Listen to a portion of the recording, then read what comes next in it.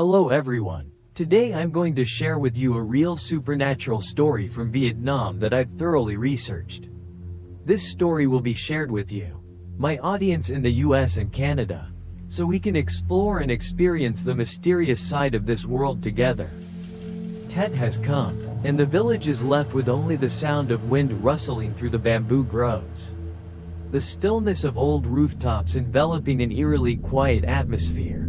It's the kind of Tet where you only hear the laughter and chatter of the elderly, while the children and young people, like Hung, who have been away from home for so long, no longer have the chance to feel the lively festive spirit. Hung has returned, but not because of Tet. He's back because of a whispered call from forgotten memories, from strange dreams he couldn't explain.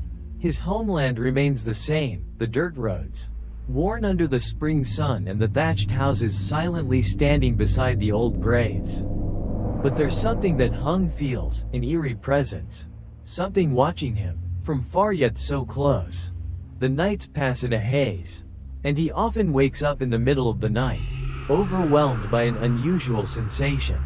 The cold wind suddenly sweeps through the cracks in the door, chilling his chest, as though someone is standing right outside, staring at him. In the darkness, the sounds of owls, the wind whistling through the branches, grow even more unsettling, as if the earth itself is whispering something unknown. The next day, as he wandered through the village, he caught sight of a girl standing beside an old mai tree. Her gaze pierced straight into his soul. Her name was Kieu, but there was something about her that Hung couldn't quite comprehend. Her long, silky hair, delicate features, yet her eyes carried a deep sadness, as though she had witnessed things no one could ever imagine.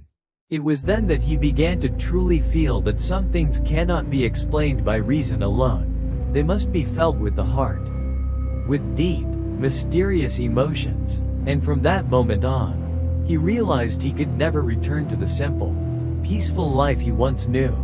As the days drift by in a blur of unsettling dreams and inexplicable events, Hung feels a strange pull that lures him deeper into the mystery of Kieu, the girl who seems so out of place in this quiet, remote village. Every time he meets her, there's an inexplicable chill that wraps around him, as though the air itself turns colder. Her gaze, though soft and sad, carries a weight that presses down on his chest, suffocating him with the feeling that something terrible is about to unfold. On the second night of his return, Hung finds himself tossing and turning in bed, unable to shake the unease that wraps around him like a thick fog. He dreams of Kieu again, her figure standing alone in the moonlight beside the old graveyard, her eyes fixed on something far beyond the horizon. In the dream, she doesn't speak, but her presence is enough to make his skin crawl. He wakes up drenched in sweat, gasping for breath, as if he'd been suffocating in that dark, endless night. The next morning, Hung decides to confront his growing fear. He walks down the familiar dirt path, his feet carrying him toward the old mai tree where Kieu often stands. But today, the air feels heavier than usual, as if the very ground beneath him holds its breath. The tree, once a silent witness to years of life in the village, now seems to loom over him, its gnarled branches stretching out like bony fingers. And there, standing under the shadow of the tree, is Kieu, her face pale, her eyes hollow, as if she hasn't seen the light of day in years. "You've been dreaming, haven't you?" Her voice is a soft whisper, like the rustle of dead leaves in the wind. "You saw it too, the one who calls to you in the night." Hung's heart pounds in his chest. The words echo in his mind, reverberating in the stillness of the air. He hadn't told anyone about the dreams, the strange dreams that felt so real, where he was pulled into a world he couldn't understand, a world where shadows moved with purpose, and the walls seemed to close in on him. Kieu steps closer, her presence overwhelming, as though the earth beneath her feet belongs to another realm. "There's no escaping it," she says, her voice low and haunting. "Once you've seen it, you cannot unsee. It calls to you, and you will answer."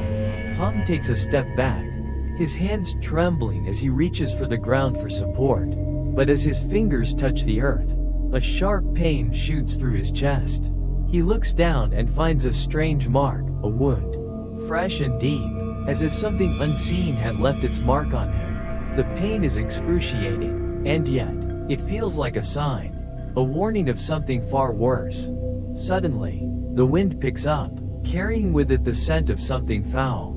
Like decay, the trees sway violently, and for a moment, Hung sees something move in the corner of his vision, a shadow.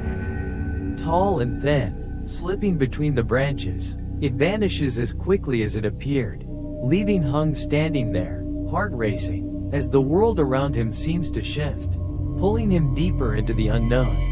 Kiyu's eyes meet his once more, and this time, there is no warmth, only a cold emptiness that chills him to the bone. It's too late, she whispers, and with that, she turns, vanishing into the darkness, leaving him alone with his thoughts and the creeping dread that tightens its grip around his heart. The world seems to grow quieter, the days blending into one another in a haze of strange happenings. Hung is no longer sure what's real and what's a dream. Each night, the dreams grow more vivid, more intense, Kiyu's face appearing in his visions, her voice calling to him from beyond the veil. The mark on his chest, the one he couldn't explain, begins to pulse, as though it were alive, reminding him that he is part of something far bigger, something darker than he ever could have imagined. The old monk's warning lingers in his mind, the past never truly leaves. It follows you, shadows that haunt your every step, waiting to take what's theirs. Hung knows that it's only a matter of time before the truth is fully revealed, whether he's ready or not. And no matter how hard he tries to escape, there's a feeling deep within him that tells him, he's already too far gone. One night, when the full moon shone brightly in the sky, Hung could no longer bear it. He decided to uncover the truth once and for all. His mind told him to rid himself of these nightmares. But his heart reminded him that there was something in this village. In the darkness, waiting for him, a truth he couldn't ignore. That night, when everything fell into eerie silence, Hung felt an unusual pull, as if an invisible hand were drawing him into a trance. He walked along the dark village path, his footsteps echoing strangely in the still air. A chilling sensation washed over him, the atmosphere thick with an unexplainable heaviness. The trees on either side of the road seemed silent, their twisted shadows stretching long like hands about to reach out and grasp him. As he neared the Mai tree, where Kiyu often stood, Hung sensed a strange presence. He couldn't explain it, but it felt as though someone was standing there, watching him, waiting. Then, as if it were inevitable, Kiyu appeared. She stepped out of the shadows, her pale face cold and expressionless, her eyes locking onto his with a chilling intensity. "You've come," Kiyu said, her voice cold, but there was an unsettling tone that made it impossible for him to look away. "You can't stop now. What you seek, it's waiting for you." A gust of cold wind suddenly swept through, carrying a freezing air that seemed to seep into his very skin. Hung shivered, but he remained rooted to the spot, unable to move. Kiyu, once a ghostly figure in his dreams, was now a tangible presence. She was something that couldn't be explained, something invisible yet very real, making the air around him grow heavier, suffocating. "You will have to pay," Kiyu continued, her eyes not leaving Hung, as if reading his soul. "All that you've seen, all that you've felt, you cannot ignore it." In that moment, Hung felt a sharp, overwhelming pain. His heart seemed to be squeezed by an invisible force, his body trembling uncontrollably.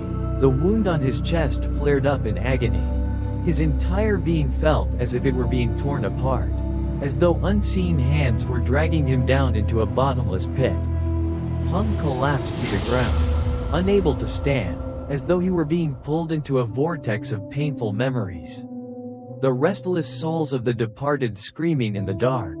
And then, in that moment of despair, a figure appeared, not Kiyu, but a man, tall and imposing, his eyes dark and piercing. His robe fluttered in the wind, and Hung realized this was the man from his dreams. The one the monk had warned him about, the man left behind in a massacre, whose spirit could never find peace. Run! The man's voice boomed in the silent space, powerful and filled with dread. Run before it's too late. Hung tried to stand, but his body no longer obeyed him. He looked at Kyu one last time, and in her gaze, he saw a strange form of forgiveness.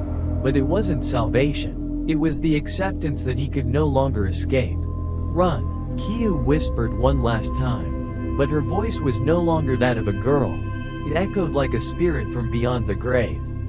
Haunting and desperate, the price has been paid, and you are the one who must bear it. And then, everything went silent. The world seemed to stop in a moment that stretched on forever. Hung felt trapped, cornered, with no way out. He stood there, his heart pounding, unable to tear his eyes away from the darkness that was swallowing him whole. And in that moment, as he realized he couldn't run anymore, the silence enveloped him like a nightmare from which he could never wake. The moon was once again full, casting its cold, pale light over the village. The air was thick with the weight of what had happened, with the unspoken truth that had lingered between the living and the dead. Hung stood alone under the Mai tree, the very place where it all began. The wind had died down, leaving an eerie stillness behind. But something had changed. The dreamlike reality he had been trapped in was no longer a mystery, it was his new existence. One he could not escape. He had sought answers, but the cost was far higher than he could have ever imagined. As he looked around, the village seemed strangely quiet, as though it was holding its breath. The people he had known, the faces that had once seemed so familiar, now felt distant, like faded memories. Hung no longer recognized them. The earth beneath his feet felt colder, as if the land itself had absorbed the pain and sorrow that had unfolded here. Then, in the distance, he saw her again, Kyu. She stood at the edge of the village, her figure now more spectral than ever. Her face was the same, but her eyes, those eyes, were empty, like hollow wells staring into the abyss. Hung, she whispered, her voice a ghostly echo that seemed to come from everywhere and nowhere at once. You found the truth, but at what cost? You've seen what's been buried beneath the surface. You've seen the darkness within. His chest tightened, the wound still there, still aching with the weight of the curse that had bound him. He could no longer tell where his own flesh ended and the pain began. The world around him seemed to spin in circles, as if he was caught in a never-ending loop. He was trapped, no longer part of the living, but not fully a part of the dead either. Will you remember me? Kyu asked, her voice tinged with sadness. But there was something final in her tone, something resigned. Or will you fade into the shadows, just like the others who came before? Hung wanted to speak, to ask her what she meant, but the words wouldn't come. Instead, he felt himself drawn forward, his steps no longer his own, as if some invisible force was guiding him into the darkness. The shadows around the Mai tree grew longer, stretching like fingers to pull him into the depths. Kyu's image flickered and faded, but her eyes, those hollow eyes, remained, watching him, judging him. I was never just a girl, she whispered one last time, her voice now distant and fading. I was always a warning. And with that, Hung felt the ground give way beneath him. The village, the Mai tree, Kyu, they all vanished, swallowed by an abyss of darkness. His body felt heavy, as though sinking into a cold, endless void. The chilling feeling of being trapped, of being forgotten, washed over him completely. In the silence that followed, the village returned to its natural state. No one would ever speak of what had happened. The curse would remain, as it always had, and Hung would be just another forgotten soul in the long line of the lost. But somewhere, deep in the stillness of the night, Kyu's voice lingered, a whisper, a warning, fading into the eternal dark. And so, the story of the village, of Hung, and of Kyu became nothing more than a ghostly memory. Lost to time, the truth, buried deep beneath layers of sorrow and despair, would never see the light of day again. Someone once said, if your voice is loud, some people will listen. But if your message is strong, everyone will pay attention. Hi everyone, welcome Tat Channel, and today I have an inspiring story for you.